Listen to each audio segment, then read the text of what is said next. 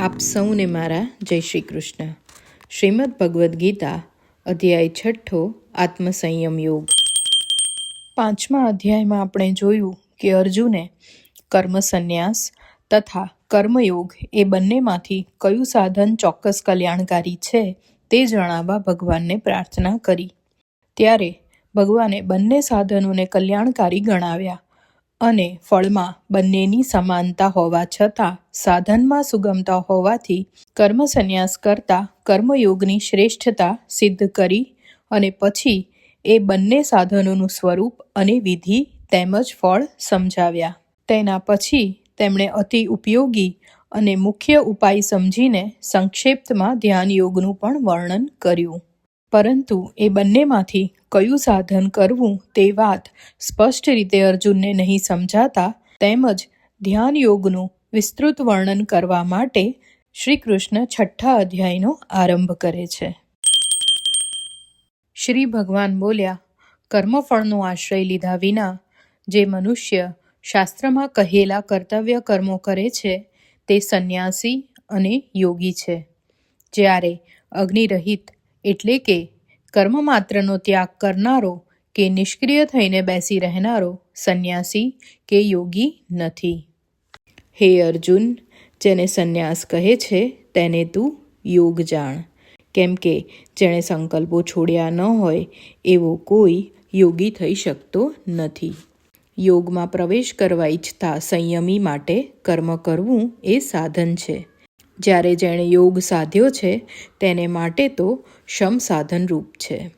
જ્યારે મનુષ્ય ઇન્દ્રિયોના વિષયમાં કે કર્મોમાં આસક્ત થતો નથી અને બધા સંકલ્પોનો ત્યાગ કરે છે ત્યારે તે યોગારૂઢ કહેવાય છે. મનુષ્યે પોતાના મન દ્વારા પોતાનો ઉદ્ધાર કરવો જોઈએ, અધઃપતન તરફ આત્માને લઈ જવો નહીં. આ રીતે મનુષ્ય પોતે જ પોતાનો મિત્ર અને પોતે જ પોતાનો શત્રુ બની શકે છે. જેણે પોતે જ પોતાનું મન જીત્યું છે તે જ પોતાનો મિત્ર છે, પરંતુ જેણે આત્મબળથી પોતાનું મન જીત્યું નથી તે પોતે જ પોતાના પ્રત્યેક શત્રુની જેમ વર્તે છે. ટાઢ અને તડકામાં, સુખ અને દુઃખમાં કે માન અને અપમાનમાં જે મન તથા ઇન્દ્રિયોને જીતીને અત્યંત શાંત રહે છે તેને પરમાત્માનો અનુભવ થાય છે. જે મેળવેલા જ્ઞાન અને વિજ્ઞાનના અનુભવથી તૃપ્ત થયો છે, જે આત્મનિષ્ઠ અને જીતેન્દ્રિય છે તથા જેને મન માટી, પથ્થર અને સોનું એ સૌ સમાન છે તે યોગી છે અને તે યોગ સિદ્ધ કહેવાય છે. હિતેચ્છુ, મિત્ર, શત્રુ, તટસ્થ, મધ્યસ્થ, દ્વેષપાત્ર, સ્વજનો, સજ્જનો અને પાપીઓમાં જે સૌ પ્રત્યે સમાન ભાવ રાખે છે તે મનુષ્ય સૌથી ચડિયાતા છે. યોગીએ એકલા એકાંત સ્થળમાં રહીને ચિત્તને તથા શરીરને વશ કરીને, આશા રહિત થઈને, પરિગ્રહ રહિત થઈને અંતઃકરણને સદા પરમાત્મામાં એકાગ્ર કરવું જોઈએ. પવિત્ર જ્ઞાનમાં અતિ ઊંચું નહીં કે અતિ નીચું નહીં તેવું દર્ભ, મૃગચર્મ તથા વસ્ત્રનું આસન સ્થાપી તેના ઉપર બેસીને મનને એકાગ્ર કરી, ચિત્ત અને ઇન્દ્રિયોની ક્રિયાઓને વશમાં કરી અંતઃકરણની શુદ્ધિ માટે યોગાભ્યાસ કરવો જોઈએ. પીઠ, મસ્તક અને ડોકને સીધા તથા અચળ રાખી આમ તેમ ન જોતા નાકના ટેરવા ઉપર સ્થિર નજર ઠેરવીને શાંત ચિત્તવાળા યોગીએ નિર્ભય થઈ બ્રહ્મચર્ય વ્રતમાં રહીને મનને વશ કરી મારામાં ચિત્ત લગાડી મારામાં પરાયણ બનીને સમાધિનિષ્ઠ થઈને બેસવું. આમ અંતઃકરણને નિત્ય યોગમાં જોડતો અને વશ થયેલા મનવાળો યોગી મારામાં રહેલી મોક્ષરૂપ પરમ શાંતિને પામે છે. હે અર્જુન, બહુ ખાનારને કે કેવળ ભૂખ્યા રહેનારને, બહુ ઊંઘનારને કે કેવળ જાગનારને યોગ સિદ્ધ થતો નથી.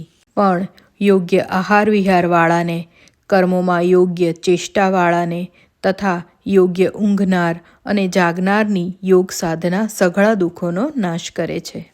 જ્યારે વશ થયેલું ચિત્ત આત્મામાં જ મસ્ત રહે છે અને બધી કામનાઓથી નિસ્પૃહ થાય છે ત્યારે તે મનુષ્ય યુક્ત યોગી કહેવાય છે. વાયુરહિત સ્થાનમાં રહેલ દીપક જેમ ડોલતો નથી તેમ સમાધિનિષ્ઠ યોગીનું મન ડગતું નથી. આ ઉપમા આત્માને યોગમાં જોડતા યોગીના વશ થયેલા ચિત્તની કહી છે.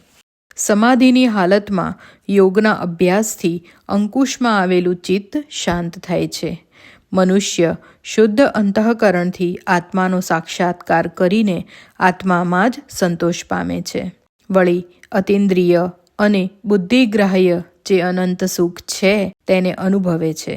તેમજ આ યોગી જેમાં રહીને પણ તત્વથી ચલિત થતો નથી કે તેને પામીને બીજા લાભને આનાથી અધિક માનતો નથી. જેમાં રહીને મોટા દુઃખથી પણ ચલિત થતો નથી તે દુઃખ સંયોગના અભાવને યોગ નામે જાણવો.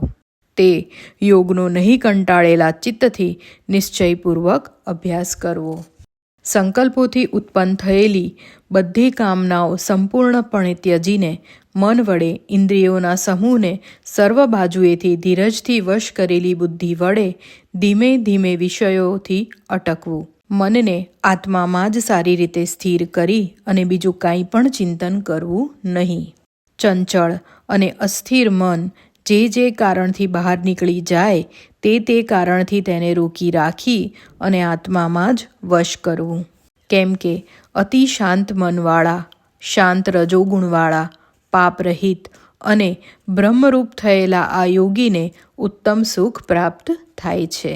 આમ ચિત્તને સદાય યોગનિષ્ઠ કરતો યોગી પાપરહિત થઈ સહેલાઈથી પરબ્રહ્મના અનુભવરૂપ અનંત સુખનો અનુભવ કરે છે.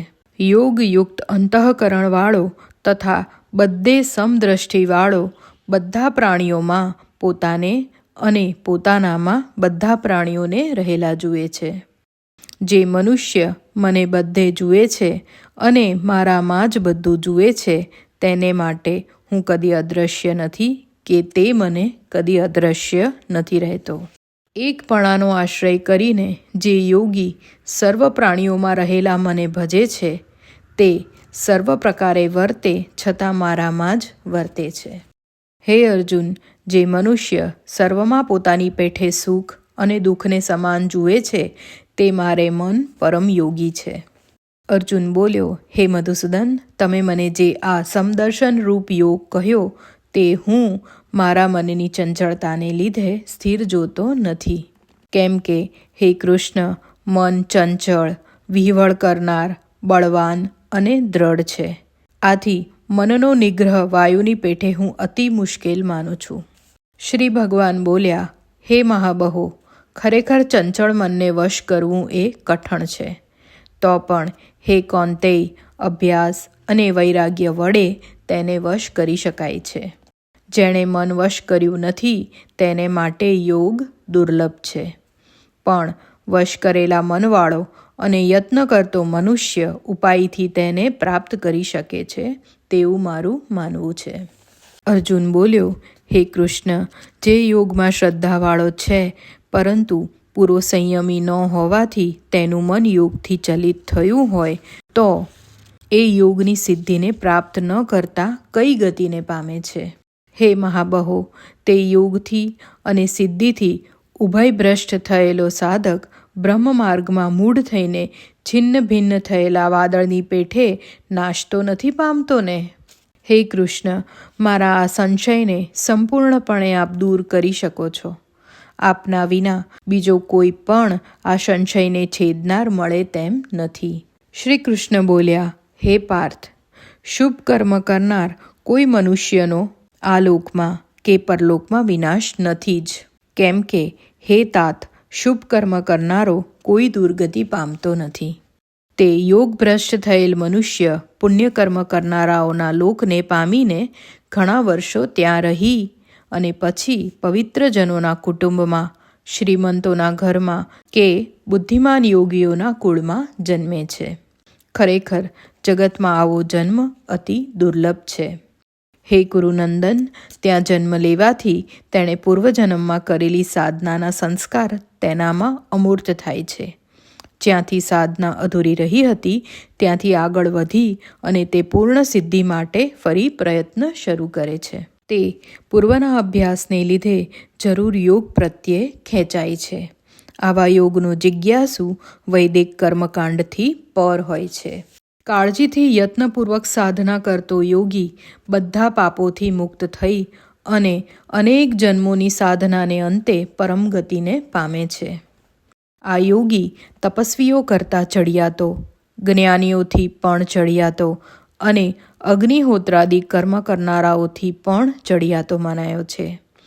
તેથી હે અર્જુન, તું યોગી થા. સર્વયોગીઓમાં પણ જે શ્રદ્ધાવાળો મારામાં જોડાયેલ અંતઃકરણથી મને ભજે છે તેને મેં શ્રેષ્ઠ યોગી માન્યો છે.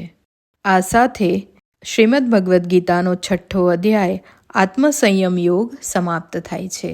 હરિશરણમ હરિસ્મરણમ.